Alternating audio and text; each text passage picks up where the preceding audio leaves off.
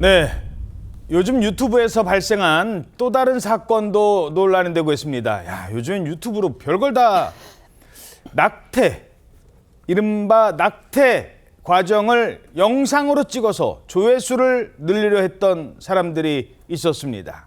그것도 36주, 거의 9개월이나 된 태아를 낙태했다고 주장하는 영상이 올라와 논란이 됐었습니다.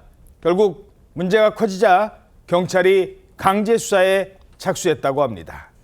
일단 이게 논란이 된 영상, 어떤 영상이었어요? 네, 유튜브로 지난달 27일에 공개가 된 영상입니다. 바로 좀 보여드리겠습니다. 이 환자복을 입은 여성이요, 링거를 꽂은 채 힘겹게 걸어가고 있는 모습을 직접 찍은 영상입니다. 총 수술 비용 900만 원, 지옥 같던 120시간 제목의 영상으로 임신 36주 차에 낙태 수술을 받았다, 이런 내용의 영상인데, 그러니까 이른바 낙태 브이로그 영상을 올렸던 겁니다.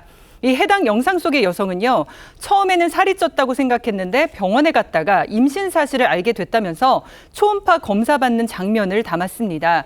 이 과정에서 의사가 심장 뛰는 것을 봐라, 아이를 낳아야 된다, 이렇게 출산을 설득하는 그런 장면도 담겼는데, 자, 의사 선생님은 출산을 설득을 했어요. 그렇죠. 지금 아이가 이제 정말 태어나야 된다, 이 낙태를 하면 안 된다라고 설득을 하기도 했는데요. 하지만 결국 이 여성은 수술을 해주겠다는 다른 병원을 찾아서, 이 다른 산부인과를 찾아서 수술을 받는 모습까지 공개를 했습니다. 또 수술 후에는 걸을 때마다 배에서 불이 나는 것 같다, 수술 후의 상태를 설명하기까지도 했는데, 임신 36주, 개월수로 찾으면 9개월입니다. 거의 만삭이네요. 그렇죠. 만삭이나 다름없는 시기고요. 37주부터 정상적인 출산이 가능한 시기라고 합니다. 그러니까 정상 출산 시기 일주일 전에 이런 수술을 감행하고 게다가 공개까지 한 건데요. 이 영상은 온라인을 통해서 순식간에 퍼졌고 결국 경찰까지 나서게 됐습니다. 이 때문에 이건 낙태가 아니다, 살인이다, 지금 이런 비판이 나오는 겁니다. 9개월 된 아이를. 결국 경찰까지 나서요. 예, 그렇습니다. 이 논란이 확산되자 이 보건복지부에서 이 경찰의 영상 게시자를 이제 정식 수사를 의뢰를 하게 됐습니다. 하지만 지금 해당 영상은 지금 삭제된 상황이고요. 이 경찰에서는 영상 게시자를 찾기 위해서 이 법원의 압수수색 영장을 발부받아서 이 미국에 있는 그 유튜브 본사에 그 압수수색 영장을 집행하고 있다, 이렇게 밝히고 있는데요. 게시자의 그 신원을 특정하기 위해서 미국 유튜브 본사 측에 이 사용자 정보를 지금 알려달라고 요청하고 있는 상황이고, 현재는 그 유튜브 본사의 어떤 답변을 지금 기다리고 있는 상황입니다. 이제 그동안 이제 사례를 보면 그 유튜브 측에서는 이와 같은 이제 요청에 대해서 신원 정보를 좀 쉽게 내주지 않을 거라는 그런 전망이 좀 우세하고, 상당히 좀 부정적일 가능성이 높다고 보여지는데요. 현재로서는 해당 영상의 진위 여부도 사실 파악이 안 된 상황이고, 또 진짜 수술을 했는지 여부도 사실 모르는 상태입니다. 하지만 이제 논란이 꽤 커지다 보니까 경찰에서 강제 수사에 나선 상태입니다. 이 경찰에서는 살인죄를 그 적용도 가능하겠다, 검토하겠다라고 밝히고 있는데, 이 태아가 이 분만이 되는 과정에서 자가 호흡이 된다고 한다면 사실 그 사람으로 보거든요. 우리 대법원 판례로 보면 이 분만이 개시되는 그 시점, 진통이 이 주기적으로 있을 때 사람의 어떤 그 출발로 봅니다. 그런데 이 9개월이 되었더라도 어머니 뱃속에 있을 때는 사람이 아니에요. 사실 이것은 이제 태아는 이 산모의 신체의 일부로 봅니다. 그러다 보니까 이게 이제 만약 이 태아가 이 살아있는 상태에서 나왔는지, 이미 뱃속에서 사망을 했는지, 이런 부분들도 아마 수사 과정에서 밝혀져야 이 살인죄 적용 여부가 훨씬 더 좀 명확해질 것 같습니다. 예. 대체 어디까지 보여주려고 합니까? 어디까지 돈벌이에 이용하려고 하는 거예요? 이 영상, 아무나 휴대전화 하나 있으면 영상 만들고 아무나 휴대전화로 찍은 영상 인터넷에 올려서 유튜브로 퍼뜨리는 이런 세상이 되다 보니 정말 황당한 영상이 지금 떠돌고 있는 겁니다. 자, 근데 이것도 궁금해요. 살인죄 적용이 가능할까? 언제부터 아이를 살아있는 생명으로 볼까? 엄마 뱃속에 태어날 때일까?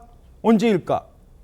살인죄 적용이 가능하려면 법리적으로 좀 따져봐야 될 것 같은데. 형법상 살인죄의 개체는 사람이기 때문에 그러니까 태아를 언제부터 사람으로 볼 수 있느냐 이것이 핵심 쟁점이 될 수 있거든요.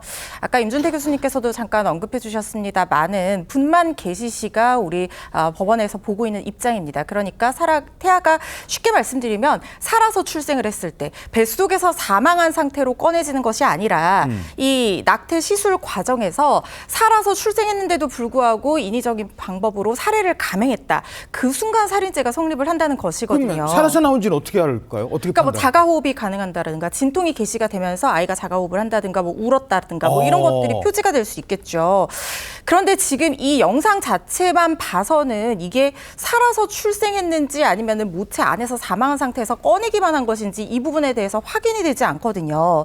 말씀드린 것처럼 실제로 2019년 임신 34주 태아를 제왕절개로 낙태 수술한 의사가 살인죄로 처벌을 받았던 이유는 34주여서가 아니라 살아서 아이의 울음소리가 아이가 울었어요. 그 울음소리를 듣고도 뭐 인위적인 방법으로 뭐 제가 구체적으로는 말씀드리기는 좀 어렵습니다만 예. 인위적인 방법으로 사망에 이르게 했기 때문에 이 부분을 살인죄로 처벌을 했던 것이거든요. 아이가 울었는데도. 그렇습니다. 근데 2019년에 우리 헌법재판소에서 기존에 있었던 낙태죄를 헌법 불합치 결정을 하면서 2020년까지 보완입법을 하라고 했는데 국회가 이걸 보완입법을 하지를 않았어요. 그래서 지금 사실상 낙태는 뭐 몇 주 차에 아이를 낙태를 하든지 간에 낙태죄로는 처벌할 어떤 근거 규정이 없는 상태이거든요. 몇 주인지 어떤 상태인지 이게 지금 논란만 있는 거군요. 그렇죠. 그때 당시 헌법재판소에서 22주까지는 이 모체의 자기결정권을 보호해줘야 된다라는 가이드라인까지 제시했었고 현행 모자보건법상으로는 24주 이상 된 아이를 인공 임신 중절하는 것은 불법이다라고 규정을 하고 있어서 이게 낙태죄로 처벌받는 직접적인 근거 규정은 지금 효력이 없는 상태이지만 의사들 사이에서 22주가 넘은 아이를 이렇게 중절 수술을 한다는 건 상당히 금기되는 내용입니다. 그래서 이거는 의사회에서도 문제를 삼고 있는 내용이고요. 정확한 사실관계에 따라서 처벌 여부가 갈릴 거라는 생각이 듭니다. 예.